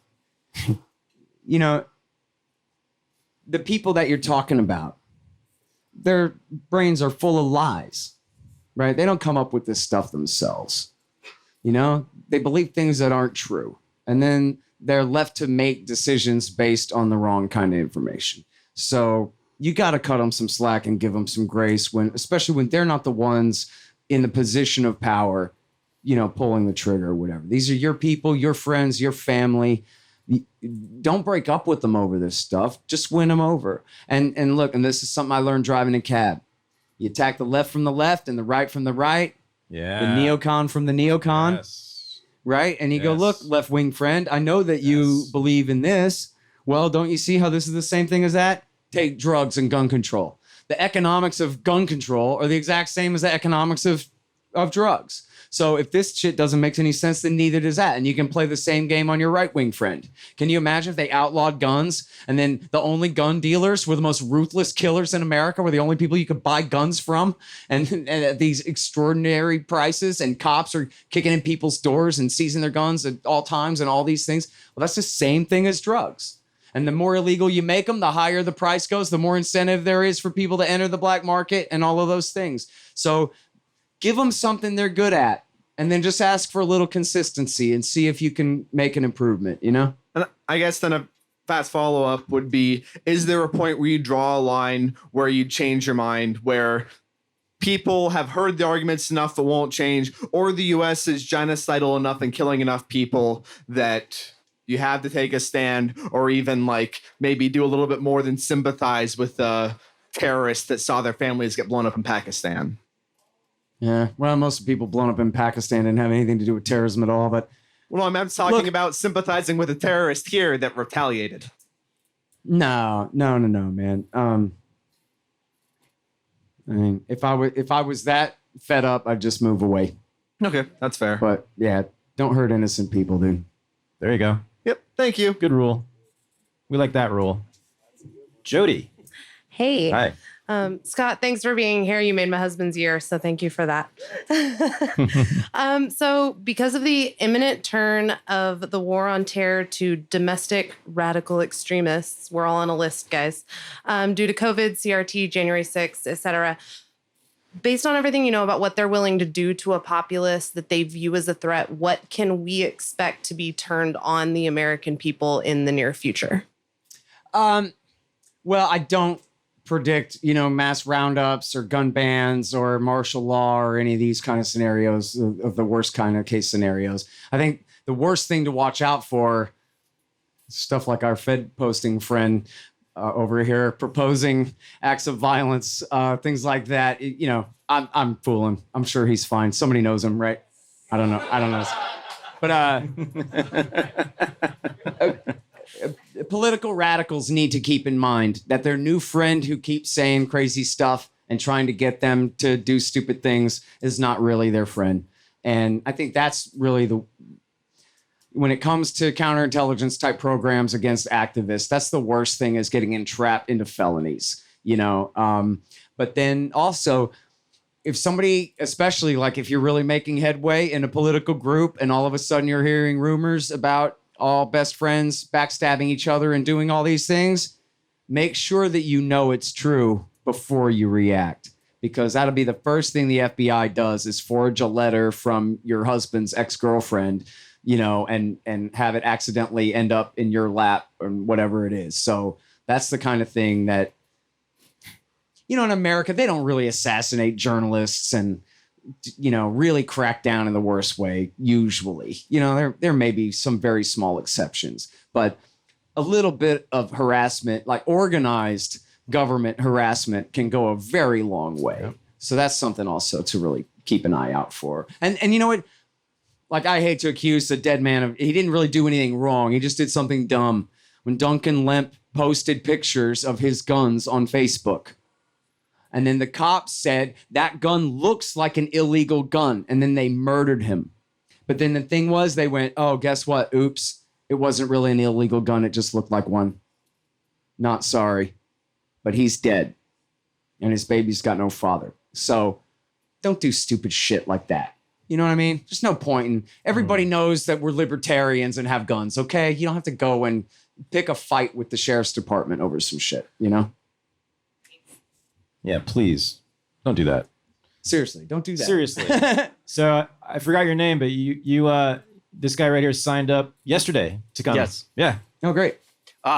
Scott, just quickly, I want to say, Scott, you're a treasure, and thank you for the thousands of hours of interviews and rants and research and writing. I think I've learned so much from you, and you've contributed to discourse and everybody's education so much, like doing the yeoman's work. So appreciate you. Thanks, man. I appreciate that.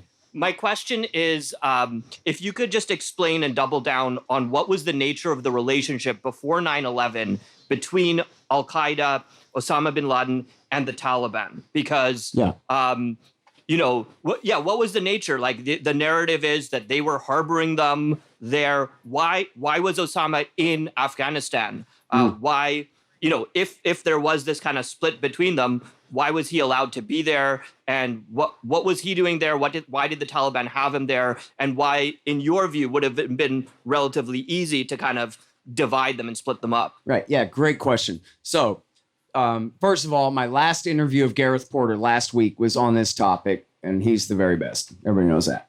But secondly, I guess I would recommend to you the book by Kuhn and Lynn Schoten. It's called An Enemy We Created, The Myth of an Al-Qaeda-Taliban Merger in Afghanistan. And so I'm sure I'll leave out many of the major points, but one major point is that when Osama bin Laden got to Afghanistan in 1996, he was expecting to be hosted by, I forgot the guy's first name. It's really hard to pronounce and memorize, but his last name was Rabbani. And he's the guy that tried to take over the country right after America invaded, but he got way too out in front of the lines, and the Taliban got him and killed him. Same guy. But anyway, that was the guy who bin Laden was buddies with from back in the previous war, and who he expected to be hosted by. And then he arrives in Afghanistan in, I think, April of 1996, and the Taliban seize the capital of Kabul in August. So now they're essentially stuck with him. And he's the son of a billionaire. And this is not bullshit, he was wounded 3 times fighting the Soviets and had earned respect from all the mujahideen because he'd sleep on the dirt floor of the cave with everybody else and eat whatever was left just like everybody else, even though he was the son of a rich guy and all of this sort of stuff. So they couldn't just blatantly betray him and hand him over without undermining their own political legitimacy with important sectors. But at the same time, I don't know who coined this. I bet you know who coined this phrase. The radical becomes a conservative the day he seizes the capital city. You know that one? Who coined that? Somebody Google that. It's not me. I'm plagiarizing it. Yeah, I mean, So what happened was that was what happened to the Taliban. As soon as the Taliban took over the capital of Kabul, they hadn't entirely defeated the Northern Alliance in the far north of the country. But once they seized the capital of Kabul, well, they've got their Islamic Emirate. They don't want to get in a fight with the U.S. superpower. They want to win and hold their revolution in one country. And so, they were Stalinist in that way as opposed to Trotskyites. But bin Laden was a Trotskyite, right? Bin Laden wanted a world revolution. Or a Leninist or whatever. He wanted to overthrow everything. And he comes in and immediately starts threatening the USA. And, there were certain members of the Taliban faction who, knew enough about the world to know that that's a real problem. And, America is really powerful and we can't have that. And so Mullah Omar had instructed bin Laden to stop over and over again. And he wouldn't stop. And he blew up the Africa embassies in 1998. And he blew up the Khobar Towers. 96. I guess Khobar was right before he got to Afghanistan. So I don't know if they were mad about that one. But the Africa embassies in 98 and then the USS Cole attack in 2000 had the CIA over there meeting with Mullah Omar and the Taliban leaders and pressuring them to give up bin Laden. And Milton Bearden, who is probably one of the most famous CIA officers ever, he helped run the Afghan war in the 1980s. Right after September 11th, he told the Washington Post that we had been in talks with the Taliban for them to extradite bin Laden since 1998 and the Africa embassy attacks, and that the Taliban were trying to give him up to us. And this is Milton Bearden talking. He said, the Taliban would say, oh, bin Laden, you know what? He's out in the countryside falconing somewhere this weekend, and we don't know where he is. Hint, hint, elbow, elbow. In other words, if you guys bombed him right now, we would be able to say, not our fault. He left his home where we were protecting him, and it was out in the countryside where we couldn't protect him. And so they would be off the hook, right? And then the way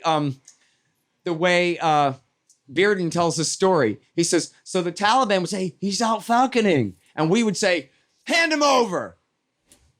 Because we don't do subtlety, right? We don't, And so they went around and around like this. And then in the summer of 2001, Arnaud Deborgrave from UPI and the Washington Times, he's a Reaganite reporter who had covered the uprising, the war in Afghanistan in the 1980s. And he knew a lot of Pashtun warlords and whatever. And he went and interviewed Mullah Omar in Pakistan in, I think it was July, maybe August. No, it was July of 2001, 2 months before the attack. And it's clear, you read this report right now on the Washington Times, that Mullah Omar is seething and hates Osama bin Laden's sorry guts. And he's ranting to Arnaud Deborgrave that he can't issue a fatwa. He hasn't gone to religious school for 12 years. What right the hell does he have to issue a fatwa saying, I'm the commander of the Islamic Emirate of Afghanistan, not Osama bin Laden. This guy, he's like a chicken bone stuck in my throat. I can neither swallow him nor spit him out. If only you guys would make it easier for me That's the Taliban. to get rid of him. That's the commander, the leader of the faithful. Right. Mullah Omar, the commander, the highest commander of the Taliban, in just 2 months before the attack. And then as soon as they do attack us, well, first of all, the foreign minister, Watakil, there's a BBC report about this, where Watakil sent his deputy to warn the Americans at the United Nations compound in Pakistan. And then I think there was even some sort of like mini American consulate or some kind of thing in Afghanistan. I'd have to go back and look at the thing. But there were two different times that Watakil had sent his guy to warn the Americans. And in the article, the Americans confirm it. The Americans say, yes, it's true that they gave us these warnings, but we get a lot of these warnings. And it was just another warning and it fell through the cracks. So they confirm in the piece that the Taliban tried to warn us. And then the story was they didn't know planes, New York, September 11th, but they did know something was coming. And the reason that they knew was not because Osama bin Laden told them. They knew because they had an informant inside who was an Uzbek, who was a member of Al-Qaeda, who had told them about it. So they heard through the grapevine, through a secondary source. They were not in on the attack whatsoever. They had tried to warn against it. Then, once the attack happened, they made 3 different offers to negotiate. The first offer, they said, if you give us evidence that he did it, not like final proof, but if you give us evidence that he did it, then we'll extradite him to any member of the Organization of Islamic Conference, right, which is set up by the Saudis, which is essentially every Islamic country in the world. And which could, in other words, could mean Egypt or Jordan or any, absolutely, Indonesia, any compliant state of our ally of ours who would just, he would land on the tarmac and then be extradited with the stroke of a pen and be on his way to Virginia or New York for trial, right? And Bush said, not good enough. We'll never prove it. We don't owe you anything. We're not negotiating. We said, hand him over. So they said, and then the second one was they offered to hand him over to the Pakistanis. And the Pakistanis ruined that. And the story was that General Musharraf, the dictator, said that, well, he couldn't guarantee bin Laden's safety. Well, what the hell does that mean? Yeah, he can. And I don't know, and I've never read reporting on this, but I have to presume, I guess, that was the Americans told him to do that because they didn't want that to happen. And I do know from Robert Grenier's book, 88 Days to Kandahar, that the Pakistanis were absolutely compliant with American wishes at that point. There's no way that he did that to spite W. Bush or something like that. He wouldn't have dared. And Dick Armitage had called and said, you're going to do everything we say or we're going to reduce your country to the Stone Age. That's a direct quote. And Musharraf said, hey, your wish is my command, dude, whatever you guys say. So, and then the third one was on October the 8th, after the bombs started falling. They said, okay, we don't need any evidence and we'll turn them over to any third country in the world. I guess excluding Israel, probably, right? But otherwise, it could have been Mexico, could have been Canada, could have been England or France or Spain or Japan or any of our closest allies who would have handed them over to us in an instant. And Bush said, too little, too late. That's it. And then went to war against the Taliban and let Osama go. Oh, one more anecdote there. In Gary Bernson's book, Jawbreaker, he tells an anecdote of how, and you got to understand, at the beginning of the Afghan war, American air power just came in and just decimated the Taliban's infantry divisions, just wiped them off the face of the earth. And they were just rocked. The Soviets never were that accurate with with their hits. And the Americans just came in and just rocked their world. And so they were extremely intimidated. And Gary Bernson gets a Taliban commander on the radio, and the guy wants to surrender. And Bernson says, do you have any Arabs with you? And the guy says, yes, 20. And Bernson says, kill them. And he says, hold on. And then you hear rat, tat, tat, tat, tat, tat, tat, tat, tat. And then he goes, okay, they're dead. We're ready to surrender. And Bernson then accepts the surrender. So a couple of CIA officers on the ground accept the surrender of an entire Taliban division, however large it was, certainly outnumbered them by far. And the only condition was backstab all your Arab friends and just straight up line them up and massacre them right now. And they were like, sure. And did it. So that's how easy it was to separate the Taliban from Al-Qaeda if that's what they had been trying to do. Right. All right. That was that was like a little course in itself. All right.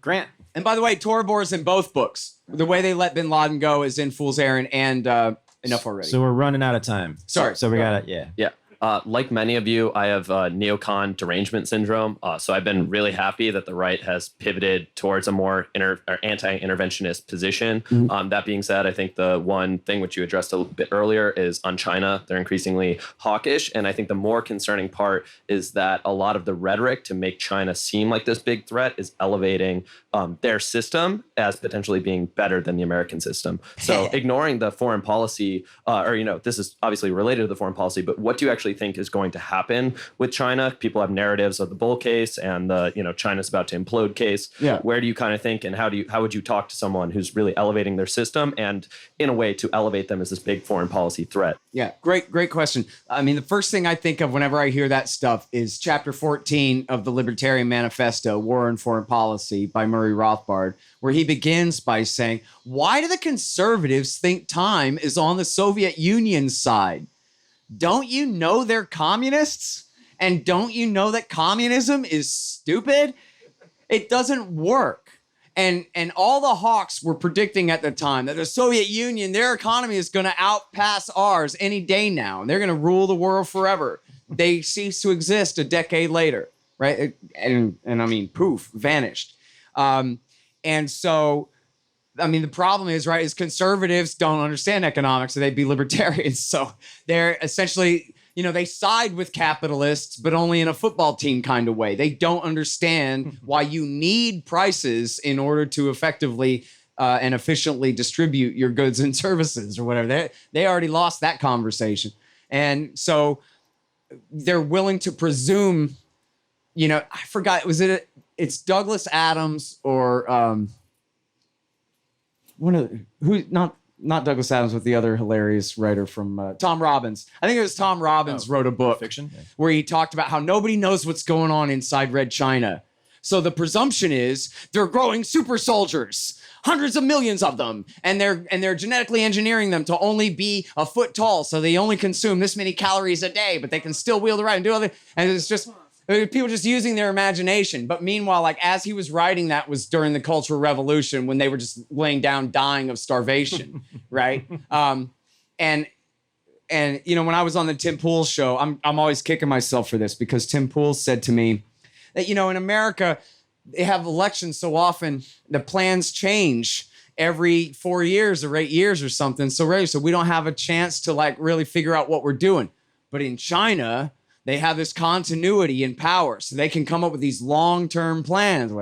And then what I should have said right there was, yeah, but that's their whole Achilles heel, right? It's because they're making all their economic decisions politically instead of economically. Mm-hmm. And as a good libertarian will tell you, and the more Mises, the better, that essentially even if you can justify it under whatever argument, you have to admit, essentially any government intervention in the market causes distortions in that market that then require corrections later, just like with anything kind of thing. So in other words, the stronger the Chinese state is, the more, slips through their fingers, the more falls out of their grasp, the more just ridiculous economic decisions they make, like building a high-speed train to nowhere. Like we build a bridge to nowhere, they build an entire high-speed train to nowhere. They built, I swear to God, this is true, you can look this up. They built an entire replica of the city of Paris, France, out in the middle of the desert, in the middle of nowhere, and nobody lives there. It must have cost them $50 billion. They built a replica of Paris, France, and nobody lives there. These are the decisions that politicians make with money, not capitalists, businessmen who are, it's their money on the line, or at least their boss's money on the line kind of thing. So, they have all kinds of problems. And then just the fact that China is already an overextended empire, right? Like you look at how much of Asia they already own. You think they're ready to bite off chunks of Uzbekistan and all of this stuff? They already have a restive province in Hong Kong and in Tibet and in Xinjiang. They already have, and this is a great point that Grover Norquist pointed out at the debate at one of these panel discussions I did at Freedom Fest. We got Canada and Mexico and water, right? They are surrounded by Outer Mongolia, Russia, North Korea, South Korea, Japan, Vietnam, Laos, Cambodia, Thailand, India, and Pakistan. and a little bit of Afghanistan. That's their borders.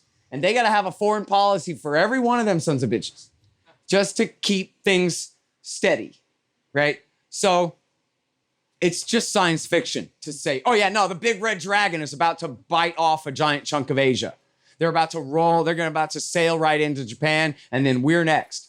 And I've heard right-wingers saying, oh yeah, no, they're planning on conquering North America. They're coming here. Like, do you have any idea how many troop ships it would take to invade North America? And everybody already knows, especially libertarians, gun nuts all know this phrase, right? Mm-hmm. From the Japanese general that said, of course, we never contemplated invading California.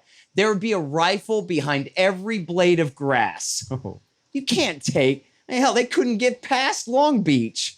and without the LAPD killers even showing up, right? Yeah.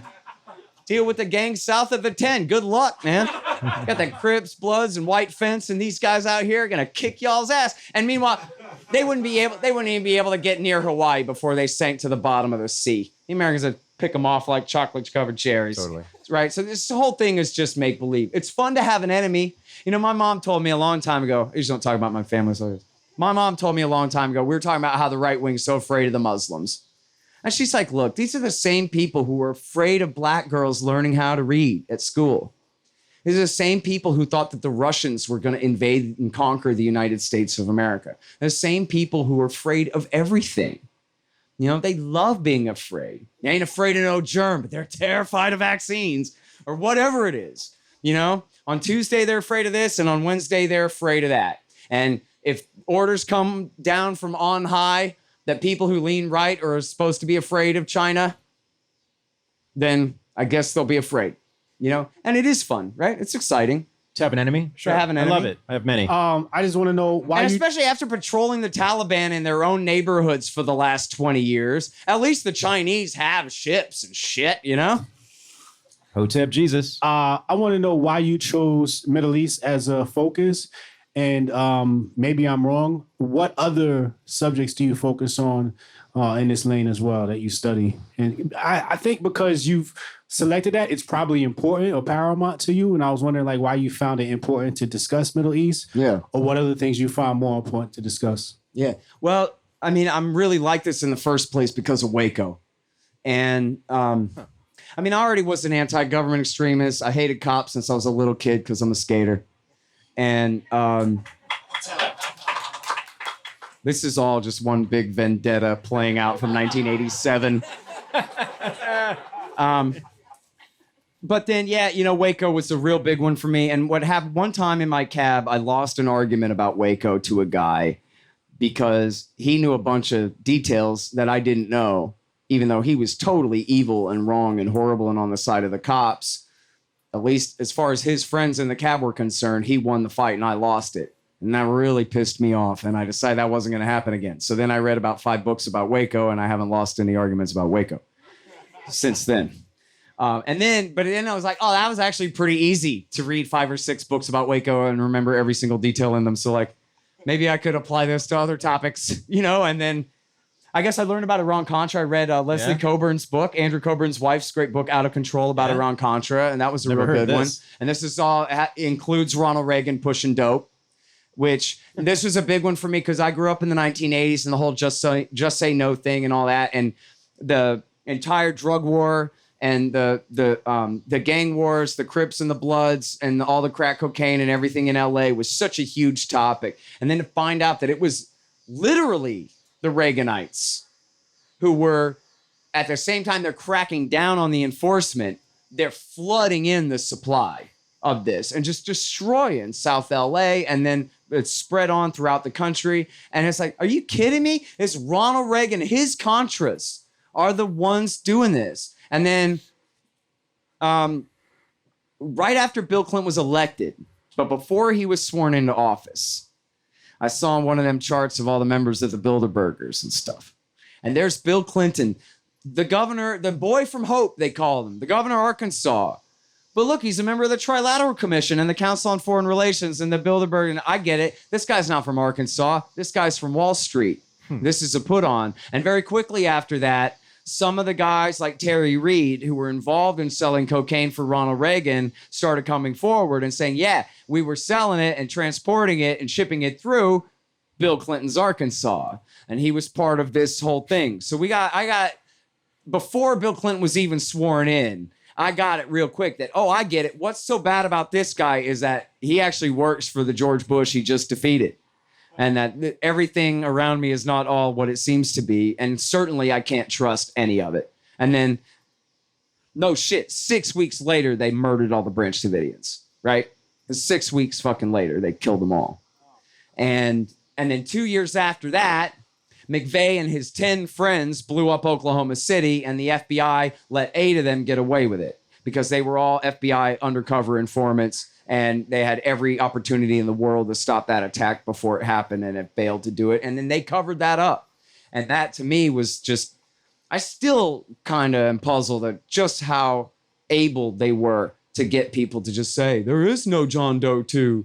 I guess I'm not interested in who McVeigh's friends might have been, and just go on with their lives. I still can't fucking get over it, honestly. And then, see, part of the problem was I was a New World Order kook.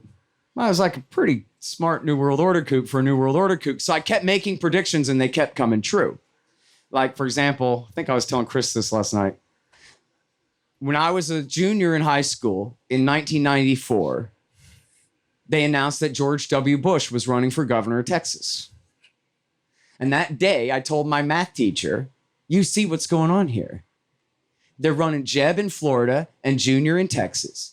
So they can make sure, it's 94, they're making sure that in the year 2000, they at least have one second-term Governor Bush to run for president, and then they're going to fucking attack Iraq.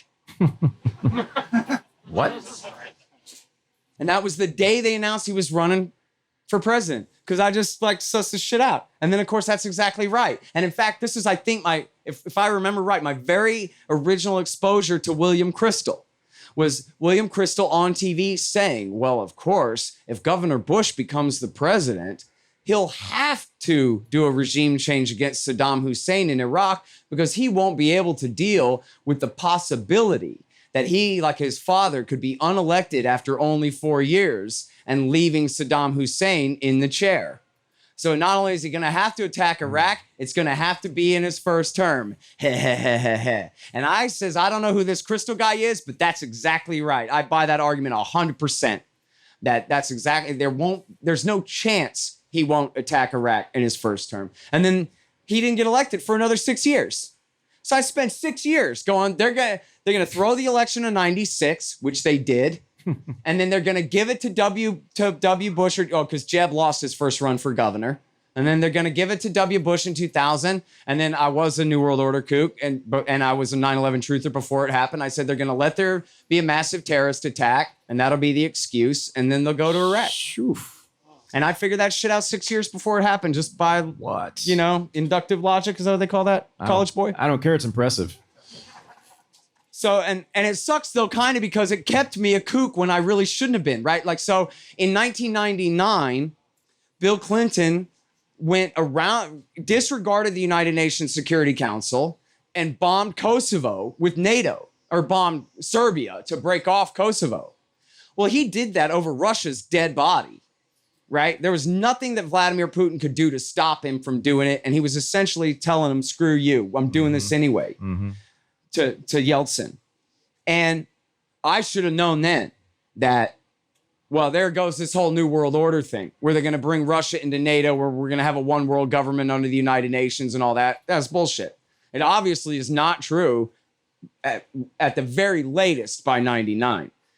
Well, I still thought that shit was right until like the end of 2002. And I remember telling my brother-in-law, you watch, they're going to promise all the Kurdish oil to the French and the Russians. And we're going to keep all the Basra oil down in the south for us. But that's going to be the final bribe to get the UN Security Council to vote for the war and make the Iraq war a UN occupation and a New World Order, one world government war. And none of that shit came true at all because I was wrong.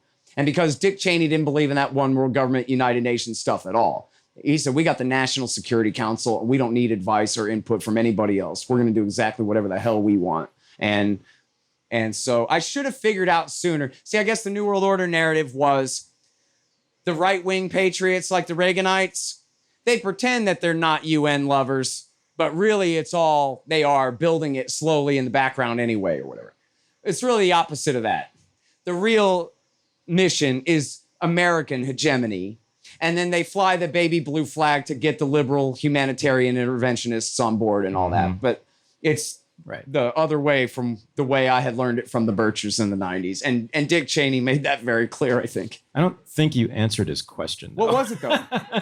I just wanted to know what else? I just wanted to know what made him tick, and he told me it was Waco. Okay. Yeah. Oh, and the terror wars, right? So I mean, they knock down the towers, and everybody in America goes, I gotta help my country. I'm a patriot, so I gotta support whatever George Bush is doing.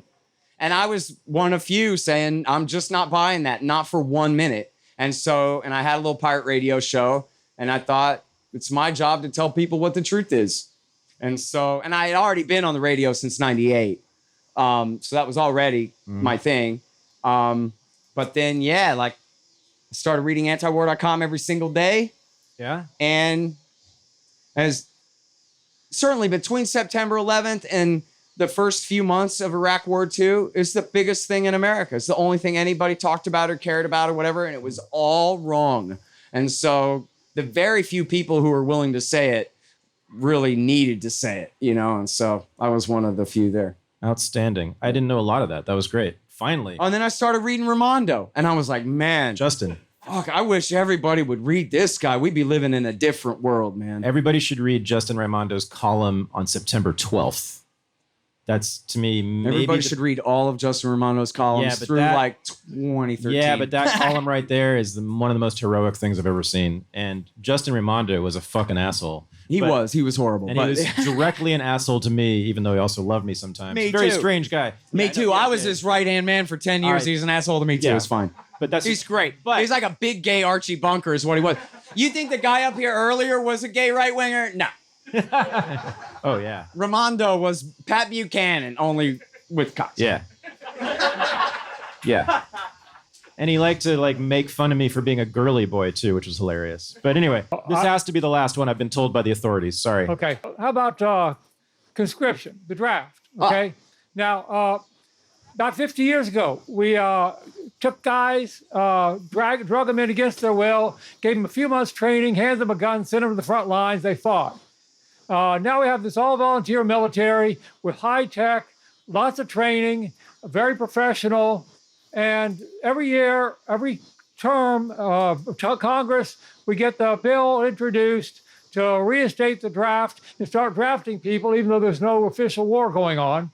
And I think, how is that even possible? Is it possible to grab a guy anymore and give him a few months training and have him be any value at all to the military? Yeah, I mean, that's a great question. And in fact, they just passed an amendment to the National Defense Authorization Act this year to add all girls to selective service. That's right. And which you would think that if anything was ever going to cause the national needle to scratch off the national record and just, well, wait a minute, what are we doing again? We're drafting little girls, 18-year-old girls. But then does the military want conscripts? No. The military, Donald Rumsfeld, they brought this up over and over again. Geez, Donald Rumsfeld, are we going to have a draft? No. If we have to, we'll bump up soldiers' pay to increase recruitment. And if we have to, we'll take some guys who are on station in Germany and we'll send them in as reinforcements and whatever. But they don't want a bunch of conscripts. One of the things they found out the hard way from Vietnam is a conscript will roll a grenade into his officer's tent.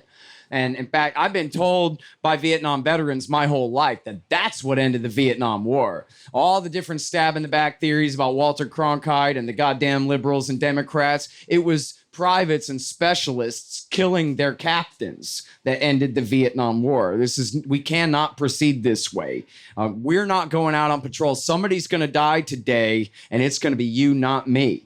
Was the thing. And that was really, one of the major things, at least, that ended the Vietnam War. And so I don't think they have any interest in that, in dealing with that whatsoever. And frankly, the transformation of the military thing, that's really the order of the day.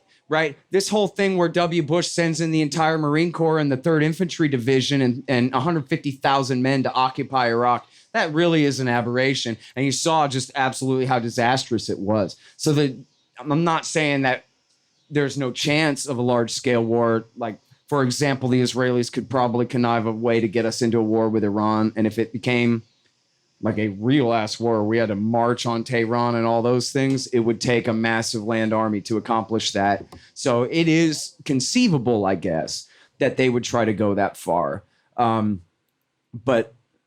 I think that's really what's stopping war with Iran this whole time, is that, the Air Force and the Navy, they're like, yeah, let's do it. But the Army and the Marines are like, yeah, no, you do it. We're not doing it. And even if it's just going to be an air war, you still have to send in the entire Special Operations Command with laser designators to take out all the anti-aircraft. And so you're still going to lose 20,000 guys, or some crazy number of guys are going to die in that. And so it just makes a land invasion of Persia impossible, conscript army or not, really. So, but I'm reminded of like James Madison talking about revolting over even the slightest experiment on the concept of our liberty. Like, how dare they even consider conscripting girls into the military? The whole goddamn lie, the fake idea of why we fight is because sometimes we have to protect the women with violence. Not bring them with us, force them to come with us. They blame this on Russia. I don't know who it was. If it was the Russians, I congratulate them. There are a bunch of great memes from 2016 that show very young American army girls. And then the memes were all, come on, we're ready to go take on Russia. It's like, these are like 18-year-old little girls. Like, this is just crazy. Like, these are not warriors. This is make pretend. And now there are, don't get me wrong, people want to cancel me later, whatever. There are some really tough ladies who really get the job done in the military, and I'm not saying there's not. That's not the same thing as mass conscripting 18-year-old girls. Give me a break, right? You have a girl who always wanted to be a Green Beret, fine. She's a tough son of a bitch. She can do it. But the idea that they would even consider for a moment that they think that they can tell us that they're going to take our daughters. I used to say, draft me, I'll frag you.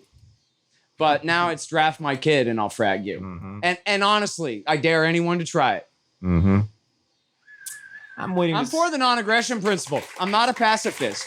Violence and self-defense is okay. I'm waiting to see what the feminists say about this. I find it very interesting. It's great. It's a feminist thing to have a draft for women. It's a perfect center-left feminism. Yeah. Right? But they don't want it. They don't want Leia's not a princess anymore. Now she's a general. This is the epitome of 2000 center-left feminism. It's disgusting. Exactly. Ladies and gentlemen, the great, the indispensable Scott Horton. Yeah, thanks. I'm just some guy over here. This is the Unregistered podcast, and I'm Thaddeus Russell. To join the new Renegade University, go to renegadeuniversity.com. To join the new Unregistered Underground, the supporting listeners group for the podcast, go to unregisteredunderground.com. Thanks for listening.